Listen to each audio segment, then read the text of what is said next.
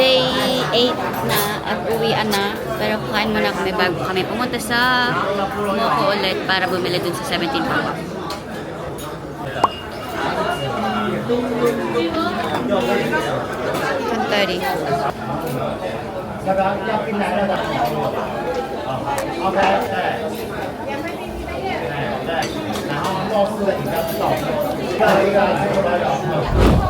Napirat na. Ang sarap. Ang sarap.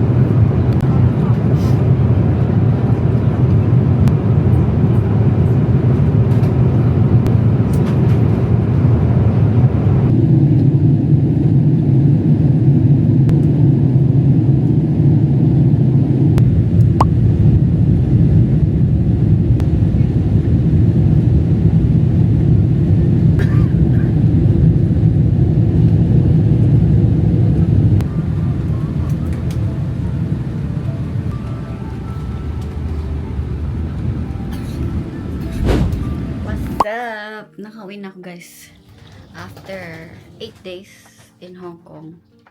Nakauwi na ako. Nasort ko na iba kong gamit. Nakaligo na rin ako at naglalaba na ako right now. Pero ito ang haul ko. Percent of this are 17 items. You can see. And pinuntahan namin last. Bumili ako ng Wandongi, Foxtongi, Vernon, PC holder, at meron pa yung luggage tag somewhere here. Diyan lang yun. Mahal pa rin yun. Tapos, Cho Picket at yung windbreaker nila na ang mahal pala nun. I'll give you a 17 haul. So, bago kami umuwi, sa last day namin, pumunta kami dun sa mini teen pop-up sa may K11 Art Mall. At ang nabili ko ay luggage or name tag ni Wandongi, si Nonver, at acrylic frame ni Foxtongi. Tapos Pop Mart na nakalagay dito sa windbreaker na binili namin. Nakasalagay lang ay say the name. Sabay kasi kami Pilipino doon sa stall nung pop-up. And sobrang haba ng pila niya, pinapabalik kami. Buti na lang mabait si ate. As transfer na lang namin yung bayad. Tapos, Cho Picket. Bumili ako ng Vernon kasi sobrang init, guys. Si Vernon yung nagligtas ng buhay ko nung init na yun. Sa pop-up, napakita ko naman na to, guys. Spill the Feels. And itong 17 na to, binili namin sa Sino Center. Tapos, ito yung banner ng Carrots nung day 2 ng concert. Disneyland na bag. Bili kong si Bongbongi. Binili namin si Bongbong nung day ng concert kasi itong Hong Kong exclusive na Bongbong ay pwede mo lang bilhin sa day ng concert. Bimigay si ating Philo. Bimigay siya ng CK fan-made na Mingyu. Tapos bumili kami ng trading cards kaso inalay ko yung iba kong trading cards dahil binigyan ako ng ibang cards ng freebies. Nakuha ko si Chol, tapos si Mingyu, si DK, si 8, and si Sungkwan. Vernon yung nakuha ko na selfie photo. Tapos si DK sa Karat Zone. This is my ticket. Tapos ang laman nito ay si Mingyu. May namigay ng freebies. Ngayon ko palang open. Chol. Jonghan. Ito si Joshua. Balat siya. Official siya guys. Nakuha nung friend ko si June.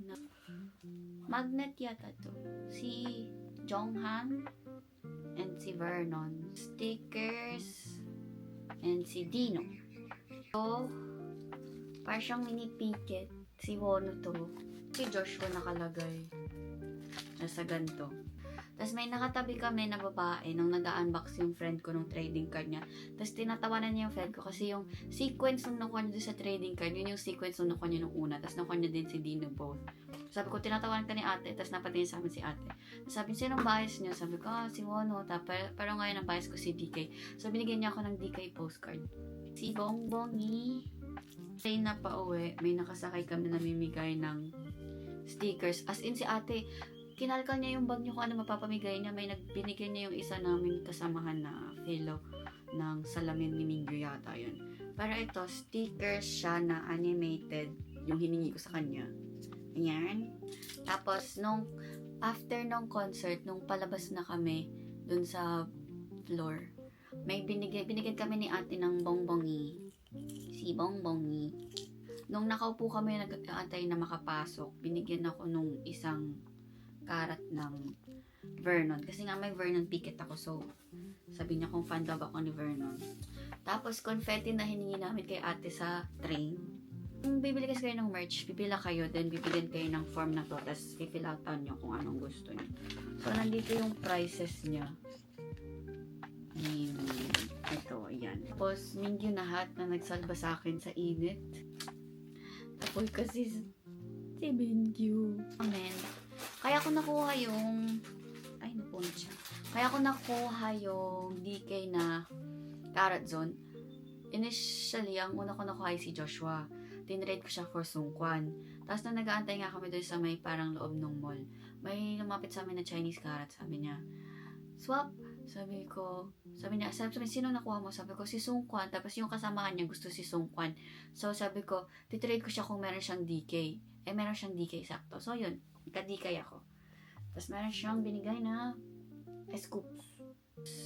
Ito ay yung lucky draw na dinro namin dun sa K-pop Namu. Bumili kami ng eye gel. Cold eye gel siya. And sobrang lamig niya sa mata. So, na to. Itong pamaypay. Yan. Tapos bumili ako nito sa Longfeng dahil ubos na yung akin. Na si Dipali. Yung windbreaker, may kasama siyang photocard set. Which is, dapat lang. Tapos ko na yan. May cardboard. Gagamitin ko to dun sa isa kong ano. So, si Chol, Joshua, June, D8, Mingyu, DK, Sungkwan, Vernon, and so ito lahat to. Photocard na nakuha ko. Hindi pa kami. May karat sa akin lumapit. Nag-atay kasi ako doon sa Pop Mart. Pinigyan niya ako ng mono keyring. Thank you so much. Ito pala si Mingyu Picket.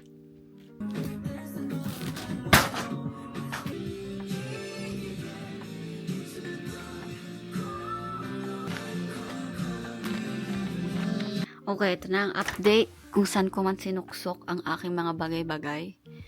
Ito na yung mini tin ko na umiikot. Tapos, around ay may natumbang hero, no? Yung mga album na nakuha ko. Tapos yung aking tapos yung aking mini picket ni Mingyu. Na picket ko, Kinapit ko siya sa pader, guys. Dito lang nagtatapos ang ating Hong Kong trip dahil may work pa ako ng 5 consecutive days mula bukas. Hindi ko siya pinamigay dahil kailangan ko ibalik ang aking mga ginastos. Pero yun lang. Lahat, pwede na akong mahiga. Ang tinira ko na lang yung resibo in case magkwentahan kami ng friend ko. Yun lang. Bye-bye! See you next trip. Which is, ang next trip ko na guys ay pauwi Pilipinas. Ulit. Bye-bye!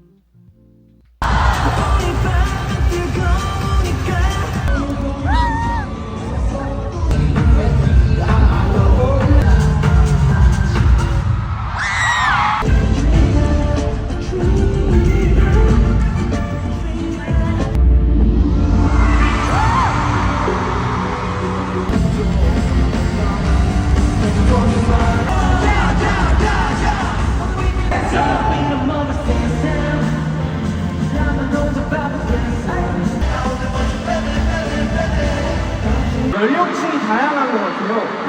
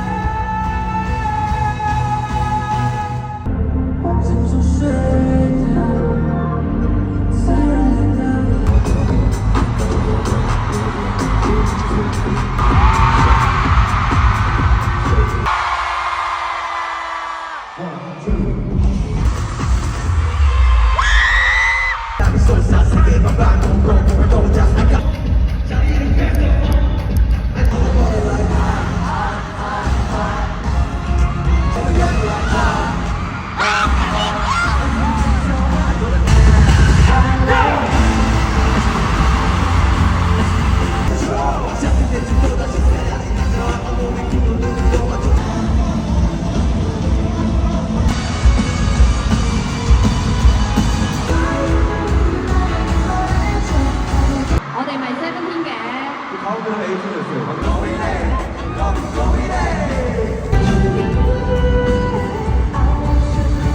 让我们相遇在这里。那今天从我们。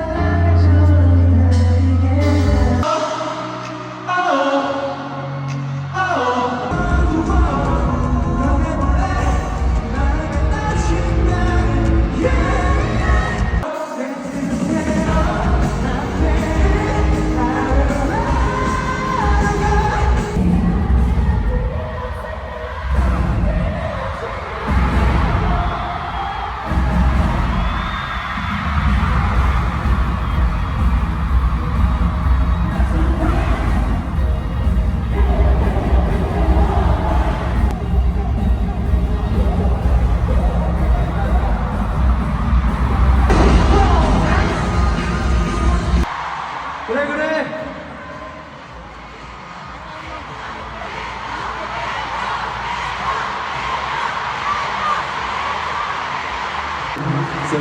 네, 선생님. 감사합니다. 谢谢大家，谢谢我们，谢谢，安녕，回去路上注意安全。 Missing someone